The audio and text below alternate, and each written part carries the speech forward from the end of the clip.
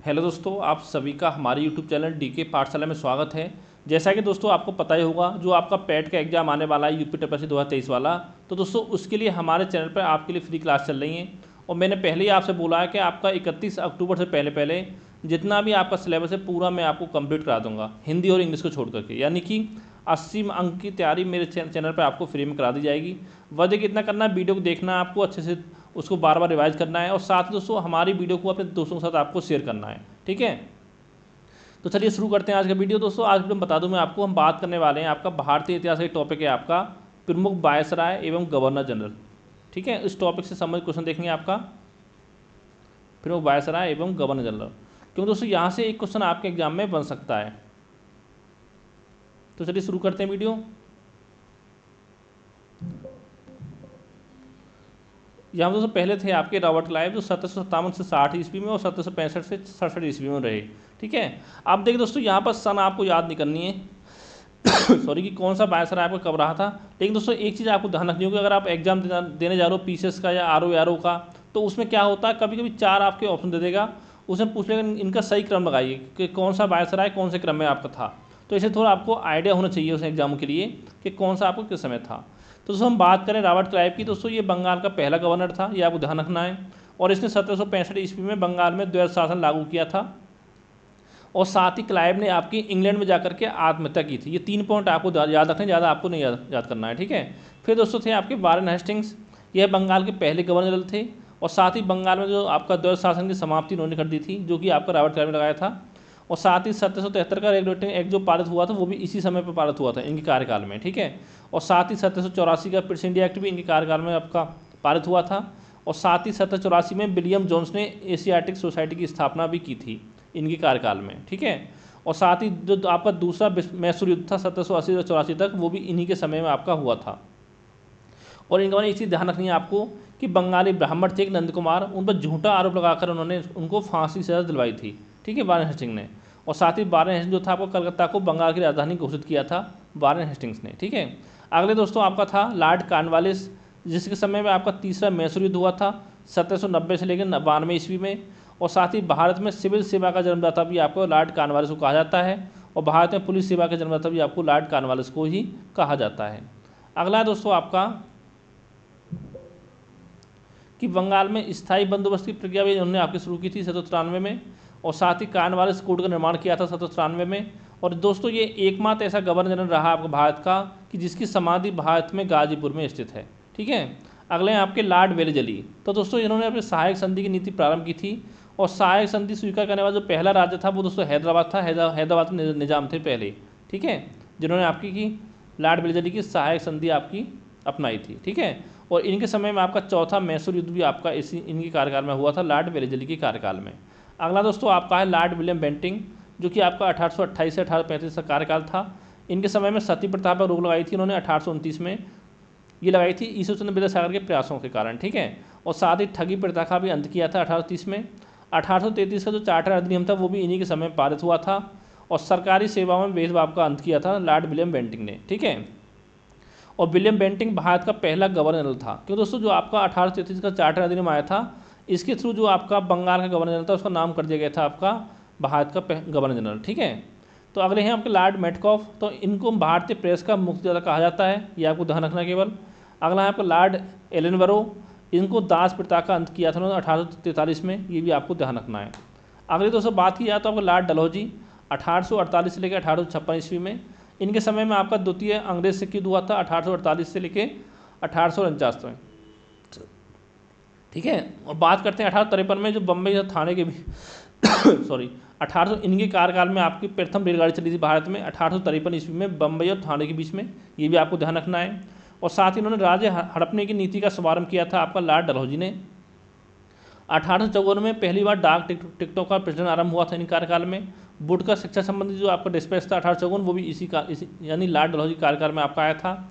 और साथ ही इन्होंने विधवा पुनर्विवाह अधिनियम 1856 को भी पारित किया था। ठीक है, अगला फिर दोस्तों आपका लॉर्ड कैनिंग 1856 से लेकर 1862 ईस्वी में। और दोस्तों ये भारत का गवर्नर जनरल एवं वायसराय दोनों था। ठीक है, क्योंकि पहला वायसराय आपका था लॉर्ड कैनिंग, ये क्वेश्चन आपके एग्जाम में बन सकता है कि भारत का पहला वायसराय कौन था, वो था दोस्तों आपका लॉर्ड कैनिंग। और इन्हीं के समय में आपका 1857 का विद्रोह हुआ था। और साथ ही 1857 में कलकत्ता, मद्रास एवं मुंबई में 3 नए विश्वविद्यालयों की स्थापना की थी लॉर्ड कैनिंग के कार्यकाल में। और साथ ही इन कार्यकाल में भारतीय दंड संहिता 1861 आपका लागू पारित हुआ था। ठीक है, अगला आपका पुलिस विभाग का गठन भी हुआ था इन कार्यकाल में। लॉर्ड मेयो की बात की जाए तो भारतीय सांख्यिकी सर्वेक्षण की स्थापना हुई थी। राज्यों में रेलवे व्यवस्था का शुभारंभ हुआ था। 1871 ईस्वी में भारत का प्रथम जनगणना हुई थी। और साथ ही जो आपका एक अफगान शेर था अली अफरीदी, उन्होंने चाकू मारकर पोर्ट ब्लेयर में लॉर्ड मेयो की आपकी हत्या कर दी थी। ये भी आपको ध्यान रखना है। अगला आपका लॉर्ड लिटन। तो इस लॉर्ड लिटन कार्यकाल में आपका वर्नाकुलर प्रेस एक्ट पारित हुआ था 1878। इसमें दोस्तों क्या था कि भारतीय समाचार पत्रों पर आपका प्रतिबंध लगा दिया गया था। ठीक है, और इन्हीं के समय में आपका द्वितीय अफगान युद्ध हुआ था 1878 से लेकर 80 के बीच में। और सिविल सेवा में परीक्षा की जो आपकी आयु थी 21 वर्ष से घटाकर आपकी 19 वर्ष कर दी गई थी। और बात करें हम लॉर्ड रिपन की, तो इनको भारत का सर्वाधिक लोकप्रिय गवर्नर या वायसराय कहा जाता है। इनको स्थानीय स्वशासन का जनक भी कहा जाता है।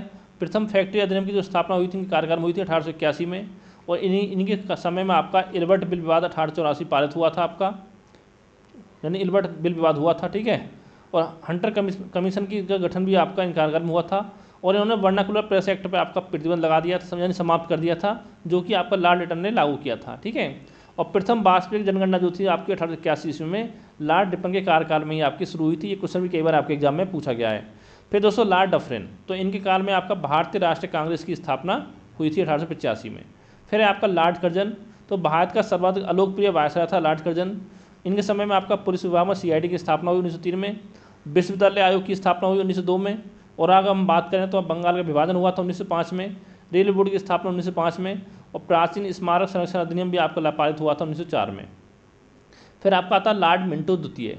तो दोस्तों इनके कार्यकाल में आपका ढाका में मुस्लिम लीग की स्थापना हुई थी 1906 में, जो कि आपका आगा खाने की थी। और साथ ही 1907 के शुरू अधिवेशन में कांग्रेस का विभाजन हुआ था लॉर्ड मिंटो द्वितीय के कार्यकाल में। ठीक है, और साथ ही आपका माल्य मिंटो सुधार अधिनियम 1920 में पारित आपका हुआ था। फिर है दोस्तों आपका लॉर्ड हार्डिंग द्वितीय, जिनका कार्यकाल था 1910 से लेकर 1916 ईस्वी में। तो दोस्तों इनका जो बड़ी उपलब्धि इन कार्यकाल की थी वो थी आपकी कि भारत की जो राजधानी थी, जो कलकत्ता से आपका दिल्ली ट्रांसफर किया गया था 1911 में। ठीक है, और साथ ही मदन मोहन मालवीय ने बनारस हिंदू विद्यालय की स्थापना की थी 1916 में। और इनके समय में आपका प्रथम विश्व युद्ध भी आपका प्रारंभ हुआ था 1914 में। फिर दोस्तों आपका है लॉर्ड चेम्सफोर्ड 1916 से लेकर 1921 ईस्वी। ठीक है, तो दोस्तों इस समय बाल गंगाधर तिलक और एनी बेसेंट द्वारा होम रूल लीग का गठन किया गया था। और साथ ही कांग्रेस का लखनऊ अधिवेशन भी आपका इन कार्यकाल में हुआ था। साबरमती आश्रम की स्थापना 1916 में हुई थी। ठीक है, खेड़ा सत्याग्रह 1918, अहमदाबाद सत्याग्रह 1918, प्रथम विश्व युद्ध समाप्त हुआ था 1918 में। ठीक है, लॉर्ड चेम्सफोर्ड के कार्यकाल में। और साथ ही इसमें मार्टिन्ग्यू की घोषणा हुई थी 1917 में। भारत सरकार अधिनियम 1900 ठीक है 19 आपका। और साथ ही रॉलेट एक्ट 1919, जलियांवाला हत्याकांड 13 अप्रैल 1919 को हुआ था आपका।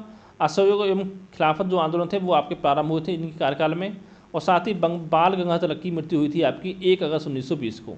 ठीक है, और दोस्तों के कारण पहली बार किसी भारतीय व्यक्ति को, उनका नाम था SP सिन्हा को, बिहार का गवर्नर नियुक्त किया गया था। पहली बार किसी भारतीय को किसी राज्य का आपका गवर्नर नियुक्त किया गया था। ठीक है, फिर बात आती है लॉर्ड रीडिंग की। तो इनके काल में आपको चोरी घटना हुई थी 5 फरवरी 1922 को। अब देख दोस्तों यहाँ पे एक चीज़ ध्यान रखनी है आपको, बहुत सारी बुक में आपको 4 फरवरी मिल जाता है, 4 फरवरी 1922 को, लेकिन वो गलत है। जो आपका चोरी चारा घटना हुई थी आपकी, चोरी चोरा घटना वो 4 फरवरी को नहीं हुई थी, वो आपकी 5 फरवरी 1922 को आपकी हुई थी। ठीक है, वो आपको ध्यान रखना है। फिर है दोस्तों आपको काकोरी ट्रेन डकैती 1925 में। 1923 ईस्वी से प्रशासन सेवा में उम्मीदवारों को चयन के लिए दिल्ली और लंदन में एक साथ परीक्षा की व्यवस्था की गई थी पहली बार। ठीक है, और स्वराज पार्टी की स्थापना हुई थी 1923 में लॉर्ड रीडिंग के समय में, जब की थी CR दास ने और साथ में मोतीलाल नेहरू जी ने। ठीक है, दोनों ने आपकी मिलकर की थी स्थापना। फिर दोस्तों आपका आता है लॉर्ड इरविन। साइमन कमीशन की भारत यात्रा हुई थी 1928 में। ठीक है, और साथ ही कांग्रेस के लाहौर अधिवेशन में पूर्ण स्वराज का प्रस्ताव जो पारित हुआ था 1929 में। और साथ ही शारदा एक्ट पारित हुआ 1930 में। गांधी इरविन समझौता हुआ था 1931 में। आगे देखते हैं लॉर्ड विलिंगटन। ठीक है, और दोस्तों इस समय आपका भारतीय सरकार अधिनियम 1935 आपका पारित हुआ था। फिर है आपका लॉर्ड लिनलिथगो। ठीक है, 1936 लेकर 1944। इस समय दोस्तों पहले आम चुनाव हुए थे आपके, जिसमें कांग्रेस को पूर्ण बहुमत आपका प्राप्त हुआ था। ठीक है, और साथ ही क्रिप्स मिशन का भारत आगमन हुआ था 1942 में। भारत छोड़ो आंदोलन हुआ था और द्वितीय विश्व युद्ध भी आपका इन्हीं कार्यकाल में आपका हुआ था। फिर दोस्तों आपके लॉर्ड वेवेल। ठीक है, जिसमें बेबल योजना एवं शिमला सम्मेलन हुआ 1945 में। कैबिनेट मिशन का भारत आगमन हुआ 1946 में। मुस्लिम लीग द्वारा प्रत्यक्ष कार्रवाई दिवस मनाया गया था 16 अगस्त 1946 को। फिर तो बात करें आपका ब्रिटेन के जो PM थे आपके क्लेमेंट इटली जो थे ने भारत को स्वतंत्रता देने की घोषणा की थी आपकी 20 फरवरी 1947 को। ठीक है, फिर बात करते हैं हम लॉर्ड माउंटबेटन की। तो स्वतंत्र भारत के पहले जो गवर्नर जनरल थे दोस्तों वो थे आपके लॉर्ड माउंटबेटन, ये आपको ध्यान रखना है। और साथ ही माउंटबेटन प्लान की घोषणा हुई थी 3 जून 1947 को, और 14 अगस्त को पाकिस्तान और 15 अगस्त को भारत आपका स्वतंत्र हुआ था 1947 में। ठीक है, अगले दोस्तों आपके हैं सी राजगोपाचार्य यानी चक्रवर्ती राजगोपाचार्य। इन्हें कार्यकाल था 1947 से लेकर 1948 तक। और दोस्तों स्वतंत्र भारत के प्रथम भारतीय गवर्नर जनरल थे आपके सी राजगोपाचार्य, और साथ ही भारत के अंतिम गवर्नर जनरल यही थे आपके। ठीक है, और पता होगा आपको 26 नवंबर 1949 को संविधान सभा द्वारा भारत का जो संविधान था वो आपका अंगीकृत किया गया था, तथा 26 जनवरी 1950 को लागू हुआ था भारतीय संविधान। ठीक है, और इस समय दोस्तों इसके बाद आपका गवर्नर जनरल का जो पद था वो समाप्त कर दिया गया, और डॉक्टर राजेंद्र प्रसाद को भारत का पहला राष्ट्रपति नियुक्त कर दिया गया था। तो दोस्तों जितने क्वेश्चन आपके बन सकते हैं वो सभी महत्वपूर्ण पॉइंट मैंने इसमें कवर कर दिए हैं। अगर दोस्तों कोई आपका सवाल हो तो नीचे कमेंट करके आप पूछ सकते हो, और अगर वीडियो आपको अच्छा लगा तो वीडियो को लाइक करें, साथ ही चैनल को सब्सक्राइब करना ना भूलें। Thank you for watching.